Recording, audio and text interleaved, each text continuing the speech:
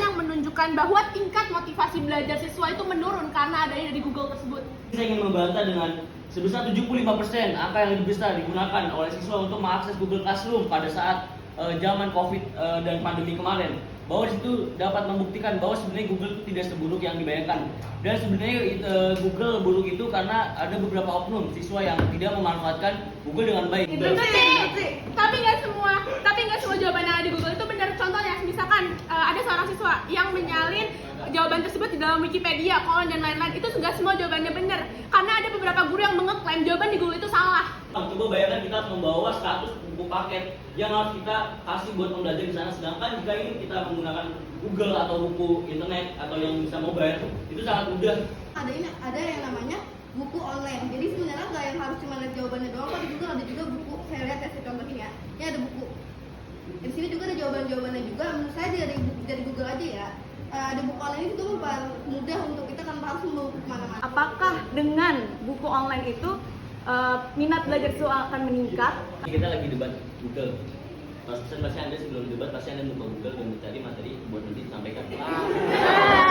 Apakah Anda tidak membuka buku saja? Karena buku itu lebih bermanfaat kalau bagi Anda. Kenapa nggak buka buku aja?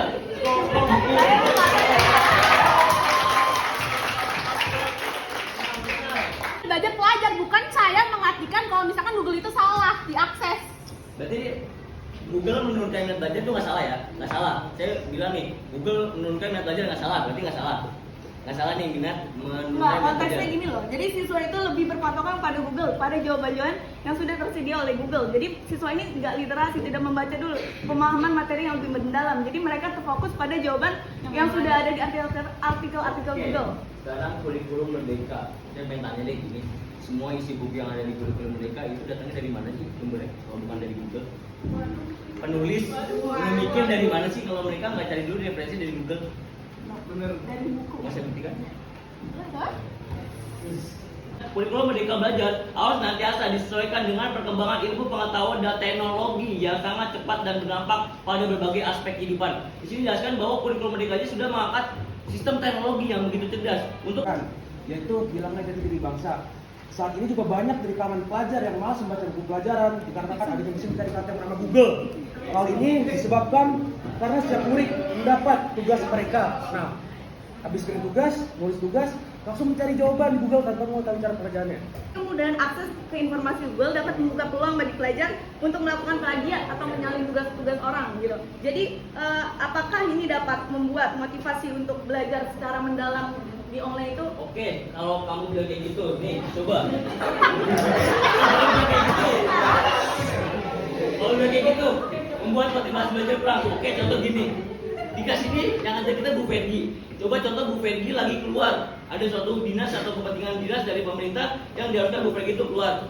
Apakah Anda bisa belajar mandiri tanpa menggunakan internet atau bertanya misalnya ada nih materi di buku, ini materi di buku namanya ini.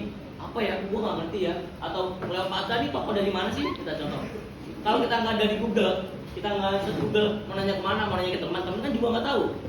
Tapi tidak menutup kemungkinan siswa tersebut tidak mempelajari materinya secara mendalam. Jadi dia hanya melihat kesimpulan yang sudah ada di Google. Jadi siswa tersebut tidak mempelajari materi tersebut secara mendalam gitu.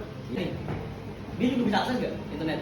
Internet kan Google-nya mencari materi di Google, bukan YouTube. Ini materi Saya Google yang ada. menjelaskan karena Google itu sebuah lingkup internet yang sangat luas. Jadi nggak hanya satu orang doang yang bisa akses atau orang yang kita kenal, tapi banyak.